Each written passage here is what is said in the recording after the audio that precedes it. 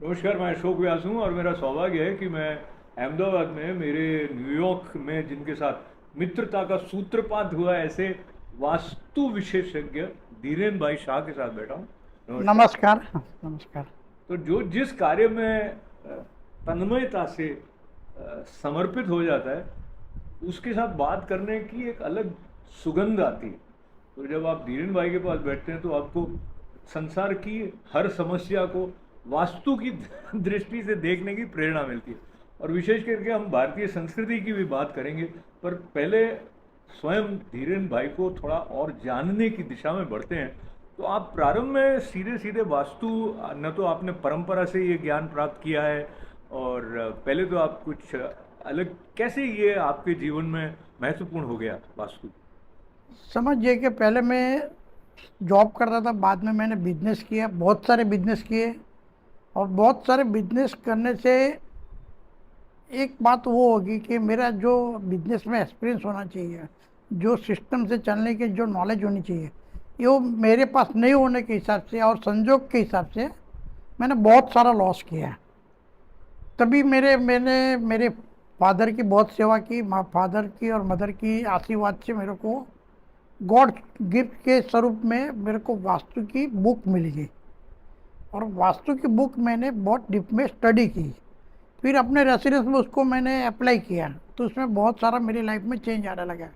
तब मेरे को ऐसा लगा कि भाई जिस तरह मेरी लाइफ में जितनी तकलीफ से मैं जिस तरह बाहर आ रहा हूँ, तो मेरे जैसे बहुत सारे लोग होंगे कि जिसकी लाइफ में बहुत सारी तकलीफ होगी, फाइनेंशियल होगी, सोशल होगी, मेडिकल होगी, किसी न किसी तरफ से सब लोग स्ट्रगलिंग कर रहे होंगे।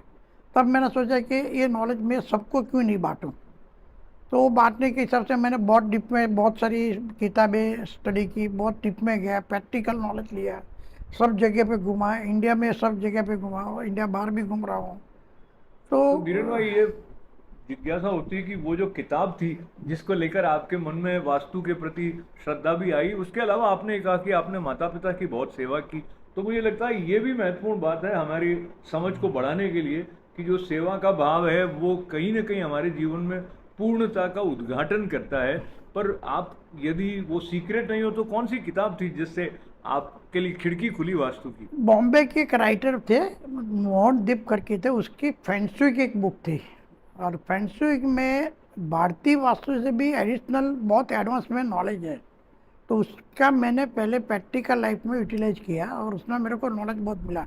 फिर मैंने कहा कि भारतीय वास्तु के अच्छे अच्छे पॉइंट को भी डेवलप किया, और साथ में पिरामिड वास्तु है, फेंगशुई वास्तु है, सबको सबको मिला के मैंने खुद अपना एक वास्तु बना लिया कि हर जगह पे काम आए, हर जगह पे काम आए, जिसमें रेसिडेंस है, बंगलो है, टेनामेंट्स है, हॉस्पिटल है, होटल है, स्कूल है, इंडस्ट्री है, बड़ी बड़ी इंडस्ट्री, जहाँ एनर्जी को बार बार सेटअप करना जरूरी होता है, वो उसको मैंने सबका अच्छे अच्छे पॉइंट ढूंढ के अपनी एक R&D करके अच्छी एक नॉलेज बना दी।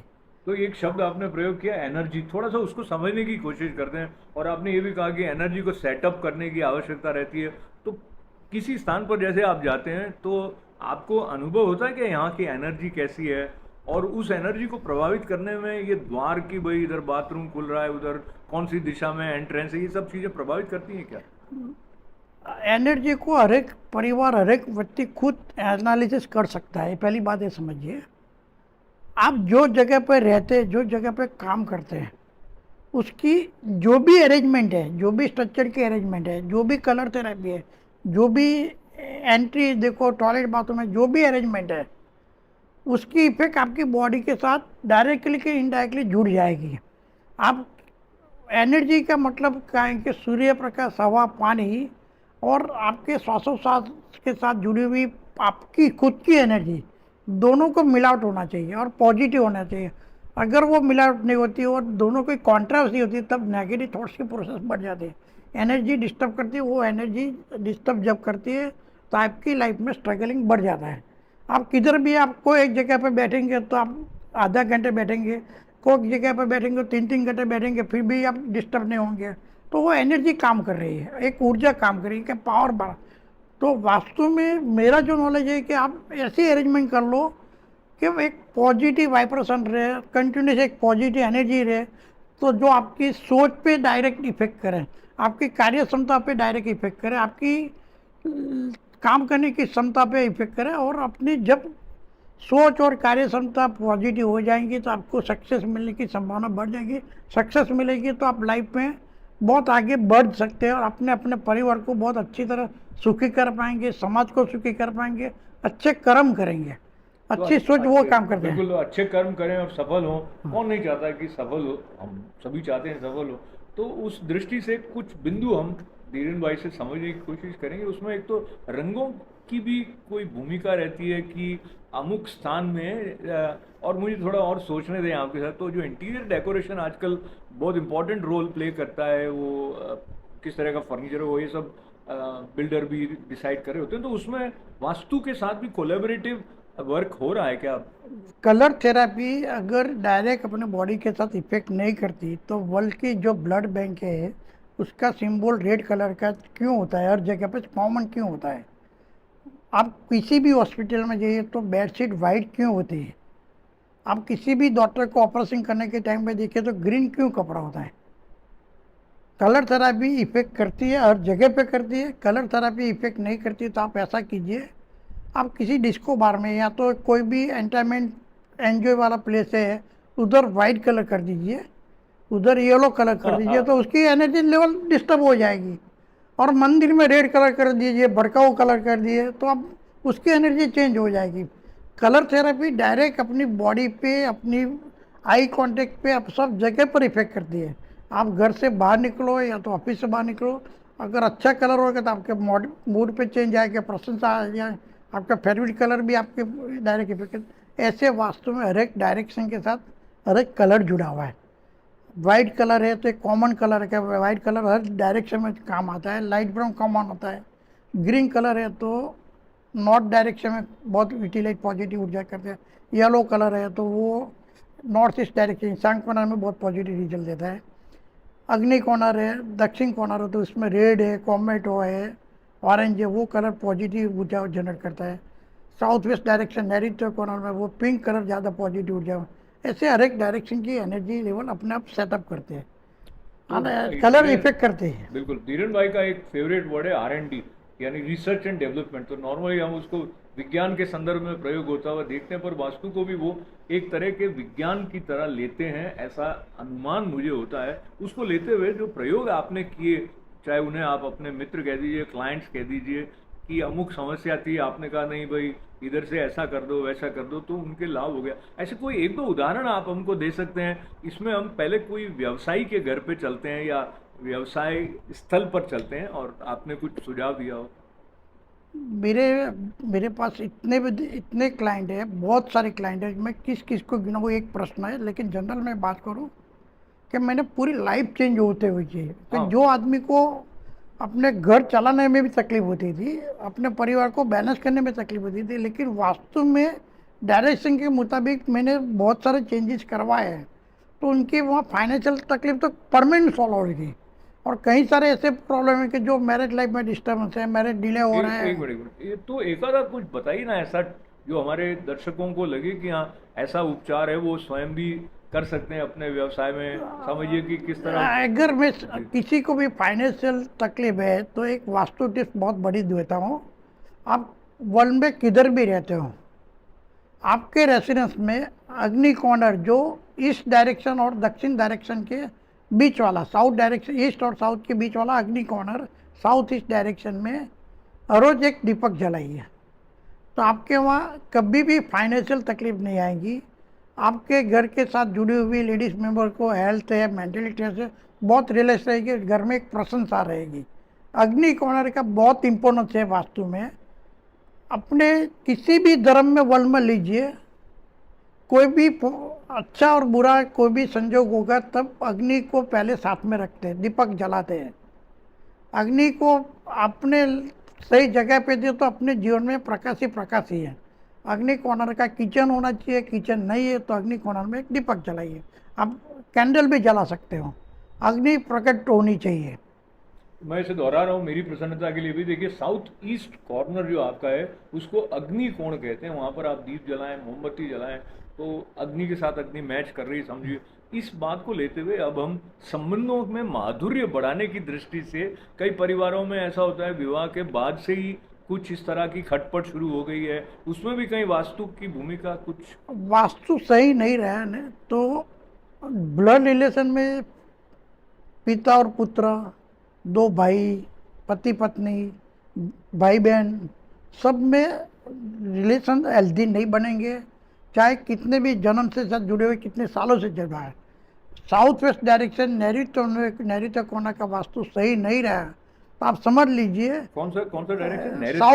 साउथ वेस्ट डायरेक्शन, वेस्ट और साउथ वेस्ट के बीच वाला साउथ वेस्ट डायरेक्शन, नैऋत्य कॉर्नर, अगर उसमें वास्तु दोष बड़ा है तो आपका रिलेशनशिप परिवार में, बिजनेस में, सोशल में, किधर भी अच्छा नहीं रहेगा। वो रिलेशनशिप अच्छा नहीं होने के हिसाब से आप कंटिन्यूस स्ट्रेस में जिएंगे, कंटिन्यूस डिस्टर्ब रहेंगे और कंटिन्यूस आपकी लाइफ डिस्टर्ब से चली जाएगी। आप वास्तु को सही बना लीजिए तो आपकी स्टेबिलिटी हो जाएगी, और स्टेबिलिटी जब हो जाएगी तब आप आगे का सोचने का चालू करेंगे। अपने जहाँ प्रेजेंट उसको भी अच्छा बना लेंगे, आगे की फ्यूचर भी अच्छा बना लेंगे। तो साउथ वेस्ट में क्या करना चाहिए? साउथ वेस्ट को हैवी बनाना चाहिए। पहले तो साउथ वेस्ट डायरेक्शन में किचन नहीं होना चाहिए, टॉयलेट बाथरूम नहीं होना चाहिए, स्टोर रूम बना सकते हैं, मास्टर बेडरूम बना सकते हैं। साउथ वेस्ट डायरेक्शन में बेसमेंट नहीं होना चाहिए, ड्रेनेज लाइन नहीं होनी चाहिए।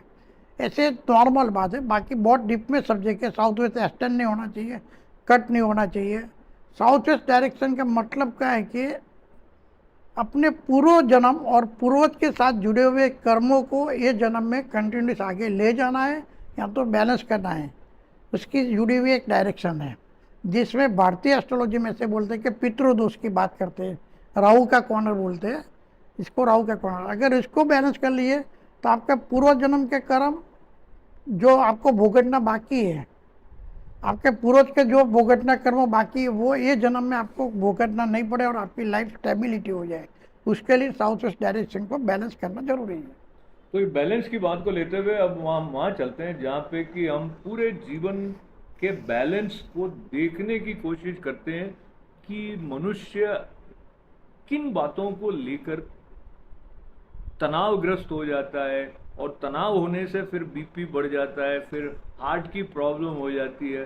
तो घर में मनुष्य के मन में शांति का भाव रहे, वो हारमोनियसली इंटरेक्ट करे घर में भी और कार्यस्थल पर भी, उस दृष्टि से भी कोई मोटा मोटी ऐसी वस्तुएं हैं जो अमुक स्थान पर रखने में से सहायक हो? अगर आपके जीवन में शांति चाहिए और शांति से आगे बढ़ना है, जैसे मैंने साउथ वेस्ट डायरेक्शन का बताया, उसके टोटली ऑपोजिट साइड में नॉर्थ ईस्ट डायरेक्शन, ईशान कोने में आप भगवान का मंदिर रख दीजिए और कुछ भी वेट मत रखिए, खाली रख दीजिए, और विंडो है तो विंडो को ज़्यादा ओपन रखिए, तो आपके जीवन में बिल्कुल शांति मिलेगी और शांति से आगे का सोचने का रास्ता मिलेगा।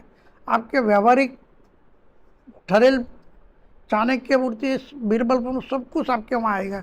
बच्चों में एजुकेशन में बहुत फ़र्क आएगा और कैरियर में बहुत अच्छा फ़र्क आएगा। और आपने जैसे ब्लड प्रेशर जैसा कोई चीज़ ही नहीं रहेगी, और बहुत सारे बेनिफिट है। अगर आपका ब्रेन सही है तो ब्रेन सही होगा तो आप लाइफ में सब जगह पे अचीव कर पाएंगे। नॉर्थ ईस्ट डायरेक्शन वास्तु पुरुष का ब्रेन की जगह है। तो एक तो जब आप धीरेन भाई के साथ बैठे होते हैं तो आपको दिखता है कि उनके हाथ में 2-3 अंगूठियां पहनी हुई है, लेकिन वैसे सामान्यतः वो एस्ट्रोलॉजी की अपेक्षा वास्तु पर ही अधिक आपका ध्यान रहता है। पर ये अंगूठियों का संबंध तो नॉर्मली ऐसा, अंगूठी का मतलब क्या है कि एस्ट्रोलॉजी के बेस के पर देखा जाता है कि कुंडली के ग्रह के हिसाब से देखा जाता है कि अगर कुंडली के एक ग्रह वीक है तो इसको बैलेंस करने के लिए ये अंगूठी पहनो। लेकिन मेरे को तो जो ग्रह पॉजिटिव है ना, उसको डबल पॉजिटिव करने के लिए मैंने पहनी है। और मेरी बॉडी की एक चार्जिंग है लाइफ के एंड तक, उसके हिसाब से मैंने पहनी है। ग्रह जो नेगेटिव है उसको भी बैलेंस करते हैं और पॉजिटिव को डबल पॉजिटिव बनाते हैं, तो अपने जीवन में शांति मिलती है, अच्छे काम करने की सोच बनती है और लाइफ में एक सतत एक्टिव रहने की सोच मिलती है। अच्छा, क्योंकि धीरेन भाई के साथ बैठा हूँ मैं अहमदाबाद शहर में, हम लोग बातचीत कर रहे हैं। आपसे पहली मुलाकात मेरी न्यू जर्सी अमेरिका में हुई थी। तो राष्ट्र जो होता है, वहाँ की जो भौगोलिक स्थिति होती है, उसका भी अपना एक एनर्जी अलग तरह का होता होगा। बहुत बढ़िया सवाल, बहुत सवाल है। अभी समझो कि अमेरिका देखो, कनाडा देखो और इंडिया देखो, ऐसे जो भी ठंडे प्रदेश और गर्म प्रदेश हैं, उसमें चंद्र और सूर्य की गति में फर्क आता है। इंडिया में देखेंगे, सूर्य को देखना है तो ऐसे ऊपर की साइड पे देखना पड़ेगा, और आपको तो उधर ही है, तो आप उधर सूर्य को देखेंगे, ऐसे देखेंगे। दोनों में बहुत फर्क है। इधर ठंडक ज़्यादा रहेगी, गर्मी कम रहेगी।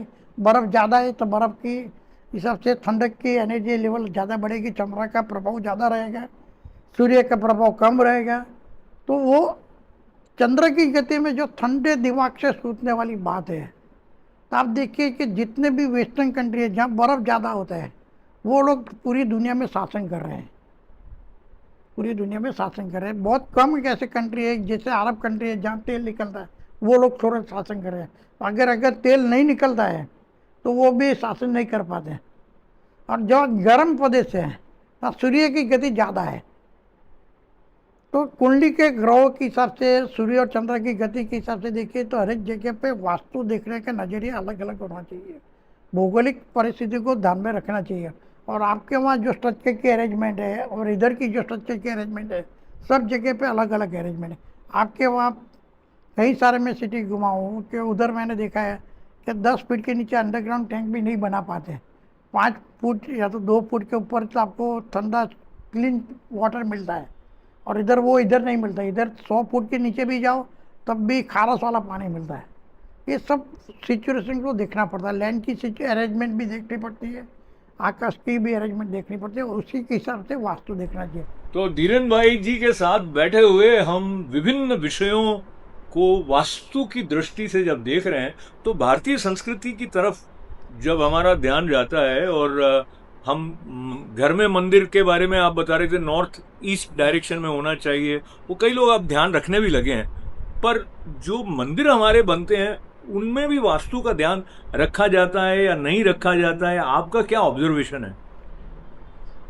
मेरा एक ऑब्जर्वेशन है, पिछले 20-30 साल से एक एनालिसिस कर रहा हूँ, आजकल नहीं कर रहा हूँ, एनालिसिस कर रहा हूँ।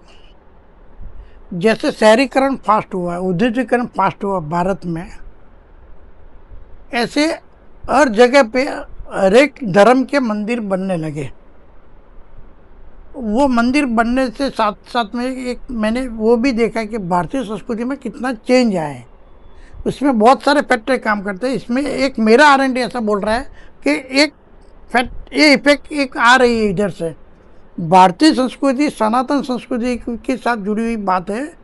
तो इसमें मैं आप बहुत क्लियर आपको बता दूं कि कहीं भी किसी भी जगह पे मंदिर बना देना और भगवान की प्रतिष्ठा करके उन मूर्ति को स्थापना करना, तो उसका मतलब ये वो नहीं है कि भगवान की कृपा आपको मिल जाए।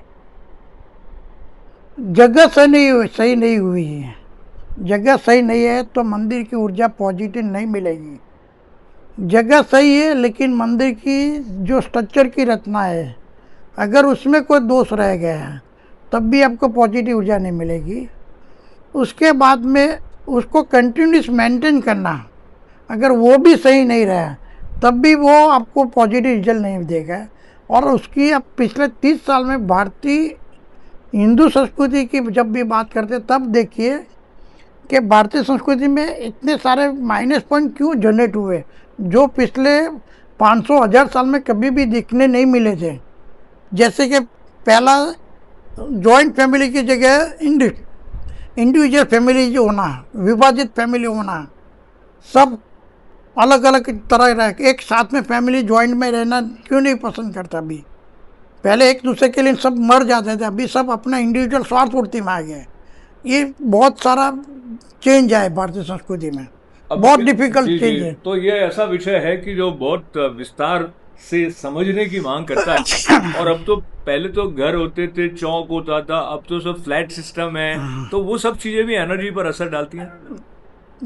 वास्तु का कोई भी स्ट्रक्चर है, कोई भी है, वो तो इफेक्ट करता है, लेकिन उसको बचाने के लिए भारतीय संस्कृति में हर एक समाज को पूरा अच्छी तरह गाइडेंस देने के लिए मंदिर की भगवान की स्थापना की जाती थी, जहाँ आके सबको एक पॉजिटिव ऊर्जा मिलती थी। और पहले के समय में जो गुरु थे, जो ऋषि मुनि थे, वो जगह देख के बाद में मंदिर की स्थापना करते थे। और उसका वो आचार विचार, उसका मंत्रोच्चार, उसका भाव सब कुछ अलग था। अभी जहाँ जगह मिली, जहाँ कंफर्टेबल जोन मिला, उधर भगवान की प्रतिष्ठा, पूजा पाठ करके रख दो, प्रतिष्ठा करके रख दो, और आप एक्सपेक्टेशन करने लगे कि मेरे जीवन में शांति मिल जाए। शांति नहीं मिलेगी। मंदिर की भी वास्तु सही होना चाहिए।